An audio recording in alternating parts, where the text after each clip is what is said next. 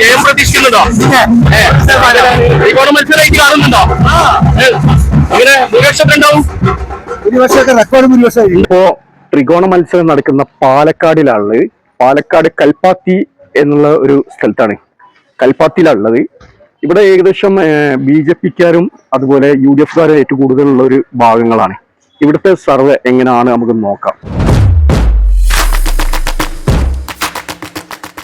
ഇവിടെ കൽപ്പാത്തില് പൊതുവെ നമുക്ക് ഈ രാഷ്ട്രീയമായിട്ടുള്ള ബന്ധമുള്ള രാഷ്ട്രീയമായി നമുക്കൊന്നും പറയാനുള്ളൊരു വലിയ അധികാരമില്ല. പക്ഷേ ഇന്നലത്തെ നമ്മുടെ പ്രധാനമന്ത്രിയുടെ ഒരു അഭിസംബോധന ആദ്യം ചെയ്തത് കൽപ്പാത്തി, ഞങ്ങളുടെ കൽപ്പാത്തിക്കാരന്റെ ദൈവമായ ഗ്രാമദേവതയായ വിശാലാക്ഷി സമേത വിശ്വനാഥ സ്വാമിക്ക് നമസ്കാരം പറഞ്ഞിട്ടാണ് അദ്ദേഹം അഭിസംബോധന തുടങ്ങിയത്.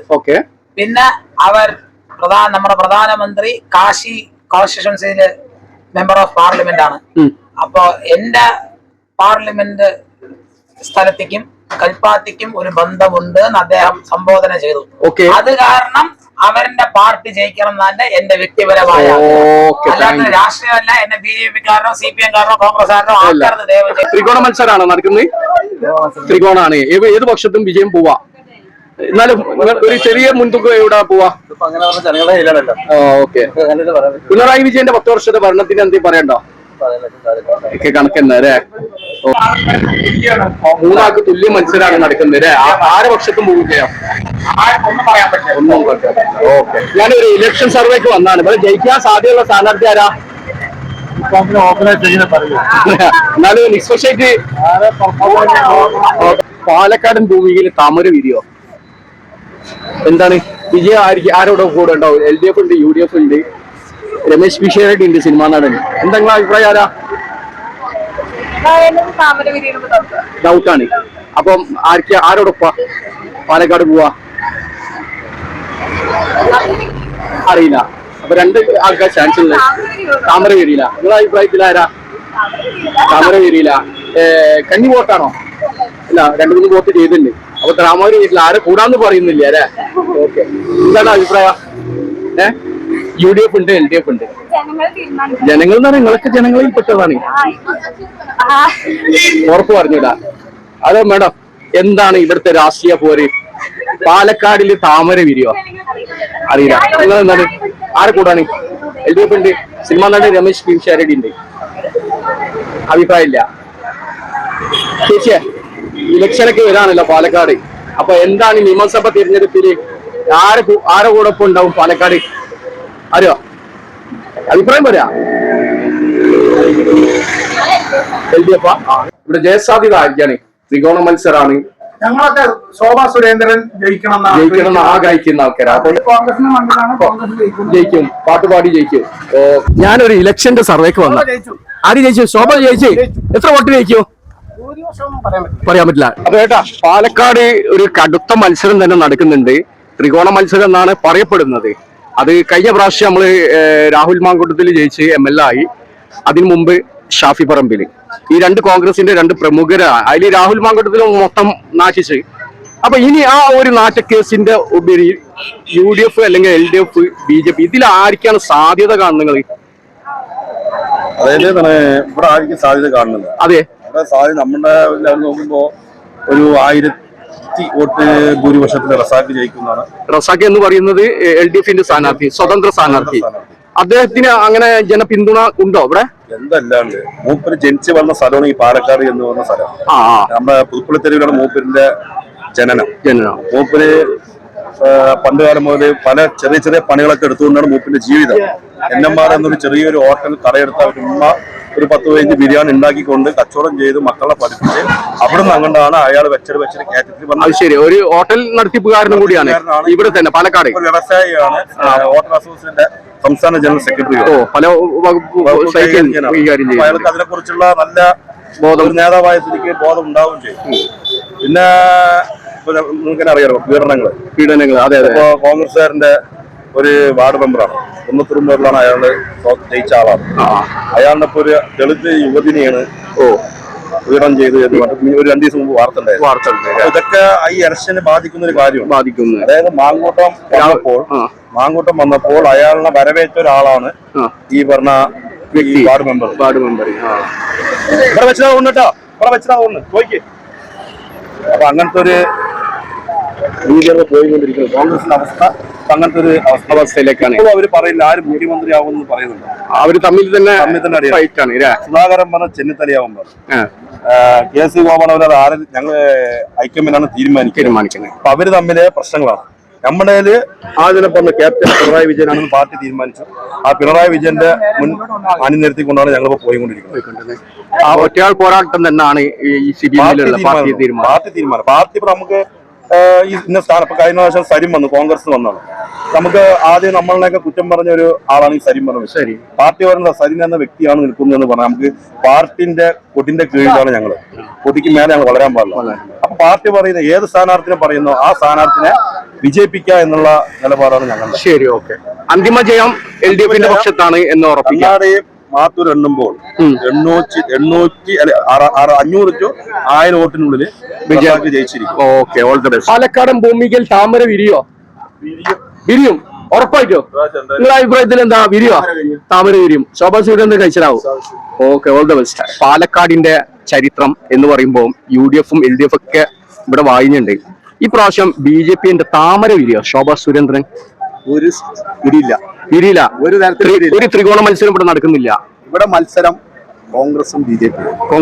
അതായത് ഈ പറയാൻ കാരണം എന്താ പറഞ്ഞാൽ 2ാം സ്ഥാനത്ത് BJP നിൽക്കുന്ന കാരണം കൊണ്ടാണ് ആ പറയുന്നത്. BJP LDF ഇവിടെ സ്ഥാനത്തില്ല. ഞങ്ങളൊരു പ്രതീക്ഷ പാർട്ടി ചിഹ്നമെന്ന് പറഞ്ഞാൽ ചിലപ്പോൾ LDF വന്നിട്ടുണ്ടാവും. ഇത് പണ്ട് നമ്മളൊരു രമേശ് പിഷാരടിന്റെ ജയം ഉറപ്പാണോ? ഇവിടെ കഴിഞ്ഞ പ്രാവശ്യം രാഹുൽ മാങ്കൂട്ടത്തിൽ ഒന്ന് കോൺഗ്രസിനെ എന്തെങ്കിലുമൊക്കെ പറഞ്ഞ് നാശിച്ചിട്ടുണ്ട്. ആ വോട്ട് എഫക്ട് ഇവിടെ ബാധിക്കോ? ബാധിക്കാൻ ചാൻസ് ഇല്ല. നിങ്ങളെ വിശ്വാസമായിരിക്കും അല്ലേ? ഇവിടെ എന്ന് പറഞ്ഞാൽ പാർട്ടിക്കല്ല വ്യക്തികൾക്കല്ല വോട്ട് അല്ല. അതായത് അങ്ങനെ ഉദ്ദേശിക്കാന്ന് പറഞ്ഞാൽ ഈ പാലക്കാട് നിന്നല്ല വന്ന ആളല്ല. അതായത് രാഹുൽ മാങ്കൂട്ടത്തും ആലപ്പുഴയിൽ നിന്ന് വന്ന ആളാണ്. ഇവിടെ പാർട്ടിക്കാണ് സ്ഥാനം. ഇവിടെ ഇവിടുത്തെ നാട്ടുകാരൻ തന്നെ ഒരു വേറൊരാൾ ഇപ്പൊ പീഡന കേസിൽ പെട്ടുണ്ട്, നിങ്ങളെ മെമ്പർ. അദ്ദേഹം ആലപ്പുഴയിൽ നിന്ന് വന്നാണോ? അല്ലല്ലോ, അപ്പം മെമ്പറല്ലേ? അതെ, മെമ്പർ. അദ്ദേഹം പീഡിക്കപ്പെട്ട് ഒരു ദളിത് യുവതിനെ അദ്ദേഹം പീഡിപ്പിച്ചു എന്നല്ല പറയുന്നത്. പീഡിക്കപ്പെട്ടു എന്ന് പീഡിപ്പിച്ചു എന്നല്ല പറഞ്ഞു. ഇപ്പം പുറത്താക്കി, പാർട്ടിന്ന് പുറത്താക്കി, അത്രേ ഉള്ളൂ. അപ്പൊ അങ്ങനെ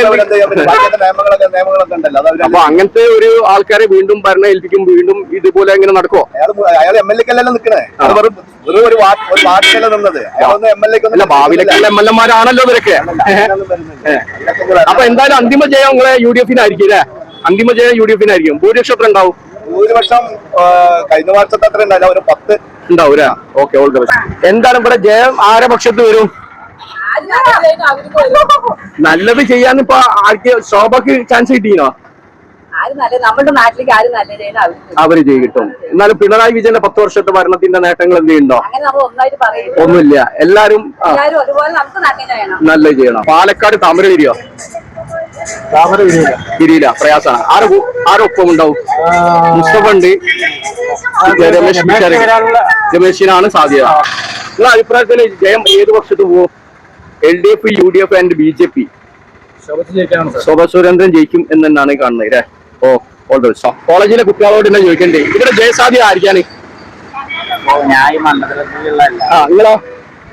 LDF. ജയസാധ്യത LDF ആണോ BJP ആണോ? BJPക്ക് സാധ്യത. എന്താ, ആര് ജയിക്കും? റസാഖ് LDF-ന്റെ പക്ഷത്താരാ? ഓക്കെ, ഒന്നും കൂടി ആക്കിയാൽ മതി.